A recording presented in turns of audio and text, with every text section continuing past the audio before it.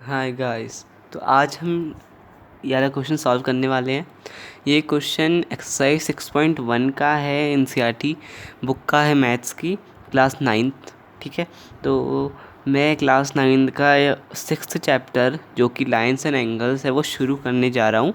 ये पहला क्वेश्चन है, ठीक है, और आने वाली वीडियोज़ में सारे क्वेश्चन होंगे उस चैप्टर के। तो ये वाला क्वेश्चन शुरू करते हैं।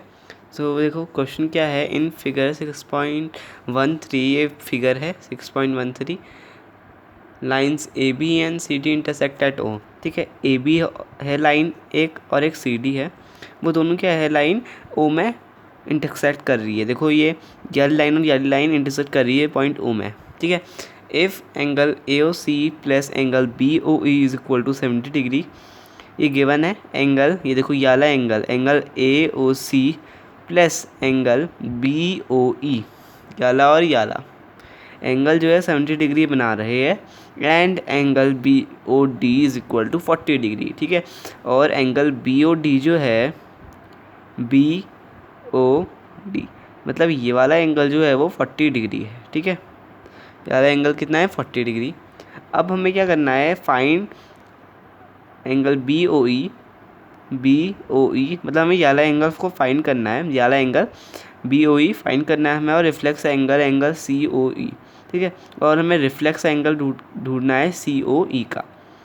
पहले हम ऐसा करेंगे, पहले हम एंगल बी ओ ई ढूंढेंगे, उसके बाद हम रिफ्लेक्स एंगल सी ओ ई ढूंढेंगे।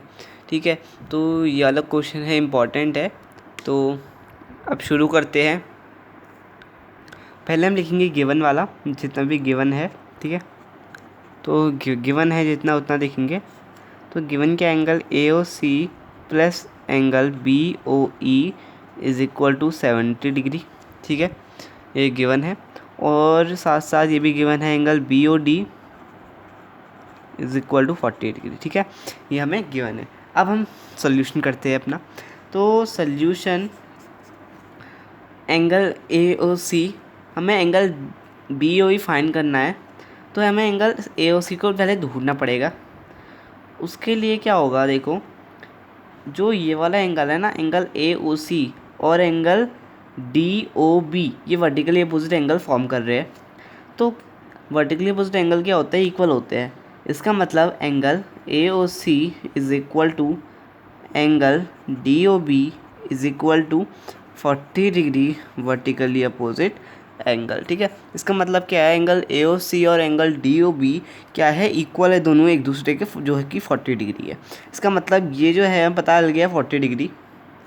अब हमें ये वाला एंगल ढूंढना है। हमें पता था ये वाली, देखो ये वाली इक्वेशन है, हमें पता है कि angle A O C plus angle B O E is equal to 70 degree. ठीक है, तो गिवन ये हमें पता है, तो यहाँ पर वैल्यू पुट करेंगे, तो इसकी वैल्यू 40 है, तो angle B O E is equal to 70 degree.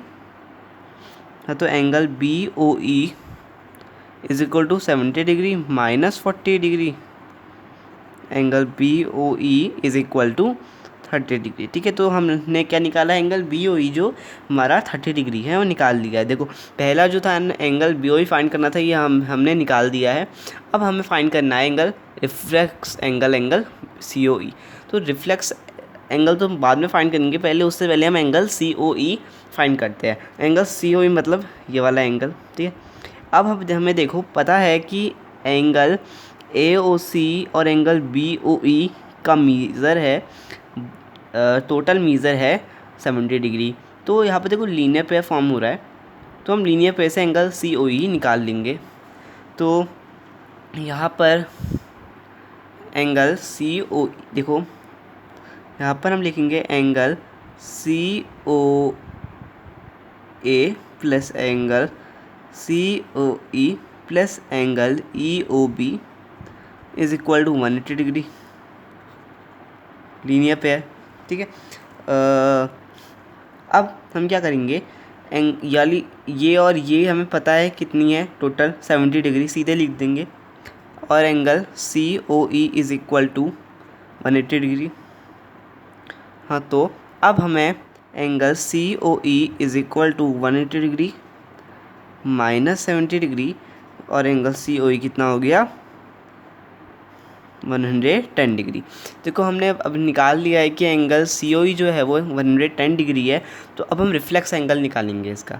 तो रिफ्लेक्स एंगल निकालने के लिए हमें पता है कि रिफ्लेक्स एंगल कितना होता है। रिफ्लेक्स एंगल होता है कि 360 नहीं होना चाहिए, 360 से कम होता है, ठीक है, 360 से कम होता है और 180 से ज़्यादा होता है।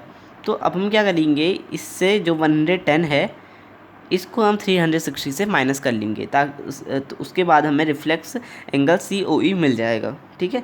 तो यहाँ पर हम करेंगे, तो मैं साइड में निकाल रहा हूँ कि reflex angle therefore reflex angle COE तो है ना, देखो COE है, तो reflex angle COE is equal to, नीचे लिख रहा हूँ फिर 360 माइनस अब कितना है 110। अगर यहाँ पर एंगल हमें BOD का रिफ्लेक्स एंगल निकालना होता, ठीक है, एंगल BOD का रिफ्लेक्स एंगल निकालना होता तो हम यहाँ पर 40 रखते, ठीक है। तो ऐसे ही यहाँ पर 110 है तो हम 110 रखेंगे, यस। अब हमने रख दिया है तो देखो यहाँ पर आंसर ऐसा आ रहा है, ये देखो ये आंसर आ रहा है 250। इसका मतलब क्या है, इसका मतलब हमने फाइंड कर दिया है, ये भी हमने फाइंड कर दिया एंगल BOE। देखो अब हमने फाइंड किया था 30 डिग्री, और एंगल रिफ्लेक्स एंगल COE हमने पहले COE फाइंड किया 110 डिग्री, फिर हमने रिफ्लेक्स एंगल COE फाइंड किया जो कि 250 डिग्री है। ये वाला क्वेश्चन जो है एग्जाम में बहुत पूछा जाता है, क्योंकि इसमें रिफ्लेक्स एंगल का कॉन्सेप्ट है, वो भी क्लियर होना चाहिए सबको, क्योंकि रिफ्लेक्स एंगल जो मैं आने वाली वीडियोस में रिफ्लेक्स एंगल का भी कॉन्सेप्ट लेकर आऊँगा। तो बाय बाय।